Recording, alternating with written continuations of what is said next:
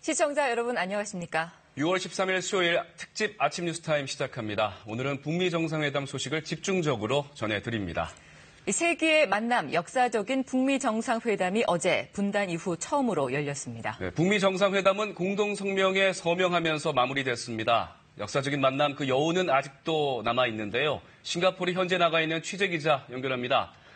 정세배 기자 고생 정말 많이 하셨습니다. 김정은 위원장 언제 싱가포르를 떠날지 관심이 많았는데 역시 전용기 석대가 떴다면서요? 네, 김정은 위원장은 이 가운데 중국 정부 전용기에 탄 것으로 보입니다. 김 위원장 일행은 한국 시간으로 이른 새벽에 북한 평양으로 출발했습니다.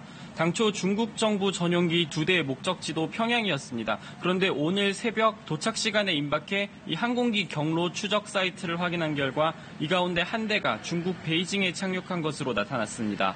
나머지 한 대는 아직 확인되지 않고 있는데요.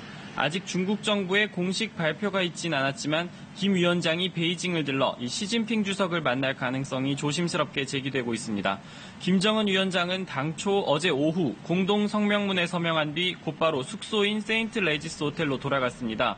원래는 전용기가 싱가포르에 도착한 이른 저녁쯤에 김 위원장이 곧바로 싱가포르를 떠날 것으로 예상했는데 이보단 다소 늦어졌습니다. 현지에서는 김 위원장이 싱가포르에 하루 더 머무르는 게 아니냐 이런 가능성도 제기됐었는데요. 하지만 김 위원장은 예상대로 다른 일정은 소화하지 않고 그대로 싱가포르를 떠났습니다. 네, 미국 측 실무협상단 일부가 계속 싱가포르에 남았다고요? 네, 트럼프 대통령은 어제 정상회담 일정을 마친 뒤 곧바로 출국했습니다. 하지만 판문점과 싱가포르를 오가며 정상회담 전날까지 이 북미 간 실무협상을 벌였던 협상단은 아직 싱가포르 현지에 남아 있습니다. KBS 취재진은 어제 트럼프 대통령의 숙소였던 샹그릴라 호텔에서 이 미국 측 협상단을 이끄는 성김 필리핀 주재 미국 대사를 만났습니다. 김 대사는 이 자리에서 KBS 취재진에게 싱가포르에 좀 더 머무를 것이다. 언제 떠날지는 확실치 않다고 말했습니다. 구체적으로 폼페이오 국무장관은 오늘 한국으로 떠나지만 자신은 조금 더 머무를 것이라고 밝혔는데요.